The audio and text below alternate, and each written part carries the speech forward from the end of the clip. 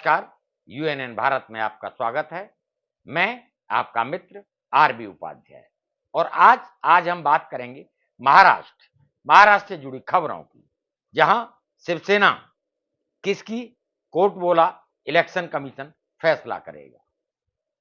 शिंदे गुट और उद्धव ठाकरे गुट, दोनों गुट दावा कर रहे हैं अपने आप को असली शिवसेना का वारिस या ठाकरे साहब का वारिस घोषित करने की जद्दोजहद जारी है। वहीं जहां इलेक्शन कमीशन कहीं पार्टी का चुनाव चिन्ह और पार्टी एकनाथ शिंदे को न मिल जाए, इसके खिलाफ उद्धव ठाकरे की शिवसेना सुप्रीम कोर्ट में रुख किया था।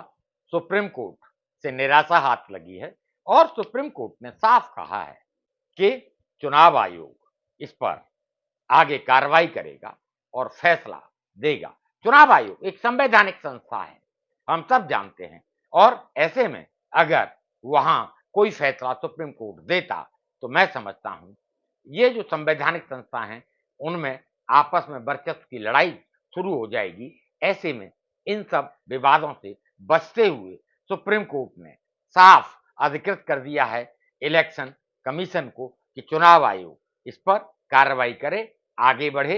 ऐसे में बहुत सारे कयास लगाए जा रहे हैं और इन्हीं कयासों के बीच एकनाथ शिंदे गुट जिस तरीके से हावी हो रहा है, एमएलए, एमपी और तो और जो भी प्रदेश अध्यक्ष हैं उन सब का समर्थन हासिल कर रहा है और जो डॉक्यूमेंट्री एविडेंस हैं वो सारा मजबूती के साथ इलेक्शन कमीशन के समक्ष रख रहा है। ऐसे में कहीं ना कहीं उद्धव ठाकरे का डर स्वाभाविक था, उन्हें डर था कि कहीं इलेक्शन कमीशन एकनाथ शिंदे को पार्टी का चुनाव चिन्ह और पार्टी कहीं उनके हाथ न चली जाए, इसलिए उन्होंने सुप्रीम कोर्ट का रुख किया था। लेकिन सुप्रीम कोर्ट से निराशा हाथ लगी है।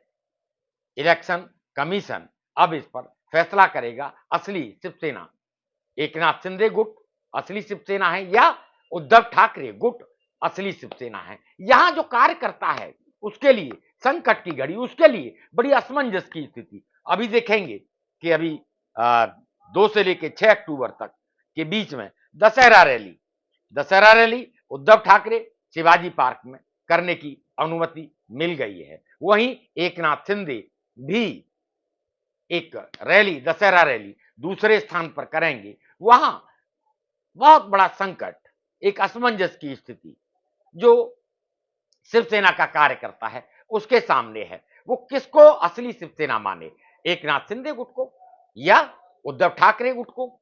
वहीं यह भी देखा जा रहा है कि जो सालों साल सेवा में रहे थापा वो भी एकनाथ शिंदे के साथ जा चुके हैं। कुछ न कुछ तो गड़बड़ है। मैं यही कहूंगा कि बाला साहेब ठाकरे की सेवा करने वाला व्यक्ति, उनके साथ रहने वाला व्यक्ति, उनका ध्यान रखने वाला, उन्हें खाना खिलाने वाला, उन्हें दवा देने वाला, यानी अपने लिए छुट्टी न करने वाला, जिसने कभी लंबी छुट्टी नहीं ली कि बाला साहेब ठाकरे अकेले रह जाएंगे। ऐसा स्वामी भक्त व्यक्ति भी अगर मातोश्री को छोड़कर या उद्धव को छोड़कर अगर एकनाथ शिंदे के साथ जाता है तो प्रश्न उठना स्वाभाविक है कि कहीं ना कहीं कुछ न कुछ तो कमी जरूर है। कि जो लोग सेवा में थे ठाकरे साहब के, जिन्होंने अपना जीवन ठाकरे साहब को समर्पित कर दिया, वो लोग अगर छोड़कर एकनाथ शिंदे के साथ जा रहे हैं तो कोई ना कोई कारण जरूर है, सोचने को मजबूर करता है।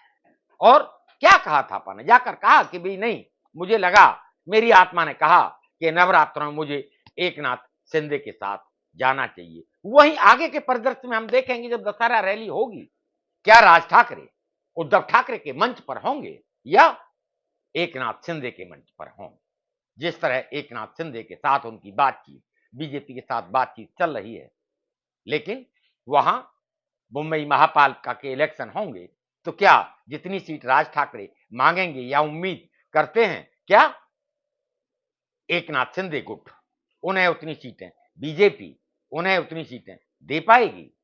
प्रश्न बहुत सारे हैं और जिस तरीके से महाराष्ट्र की राजनीति चल रही है, प्रश्न उठना स्वाभाविक है। वर्चस्व की लड़ाई है, कहीं ना कहीं शिवसेना पर कब्जे की लड़ाई है। एक तरफ उत्तराधिकार की बात है, दूसरी तरफ असली और नकली। बहुत सारे केस सुप्रीम कोर्ट की संवैधानिक बेंच के सामने, बहुत सारे अहम मुद्दे पेंडिंग हैं। क्या जजमेंट आएंगे, क्या निर्णय आएंगे? लेकिन इस समय राज ठाकरे पर सबकी नजर टिकी हुई है कि जब दशहरा रैली होगी तो राज ठाकरे उद्धव ठाकरे के साथ जैसे कि पारिवारिक समारोहों में वो दिखते रहे हैं, अलग पार्टी बना के अपने वर्चस्व, अपने वजूद की लड़ाई लड़ रहे हैं। क्या उद्धव के साथ खड़े नजर आएंगे या एकनाथ शिंदे गुट के साथ जाएंगे? जल्दी पिक्चर साफ होगी, लेकिन दोनों तरफ कोशिश जारी है।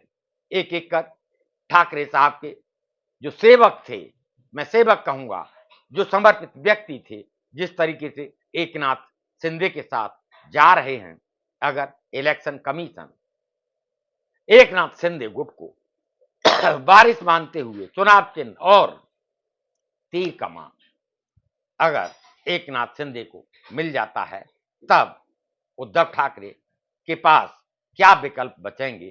क्या वो दूसरा राजनीतिक दल बनाएंगे या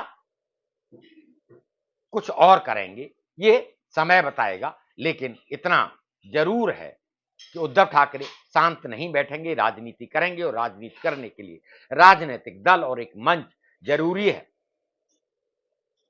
वहीं बीएमसी पर सबकी नजर टिकी हुई है। मुंबई महापालिका के चुनाव होने वाले हैं। मेयर किसका होगा, कौन कितनी सीट जीतेगा, किसको कितनी हिस्सेदारी मिलेगी, सबको उसी के इर्द गिर्द अभी से व्यूह रचना शुरू हो गई है। दशहरा रैली पर कोई कानून व्यवस्था की समस्या खड़ी न हो, कोर्ट पहले ही कह चुका है। ऐसे में फिर कहूंगा कि राज ठाकरे कहां खड़े होंगे ये समय बताएगा। लेकिन आपकी प्रतिक्रिया का हमें इंतजार रहता है, आपके कमेंट्स का हमें इंतजार रहता है। प्लीज कमेंट करें और चैनल को सब्सक्राइब, लाइक और शेयर करें। इसी तरीके के विश्लेषण हम आपके समक्ष लाते रहेंगे। नमस्कार।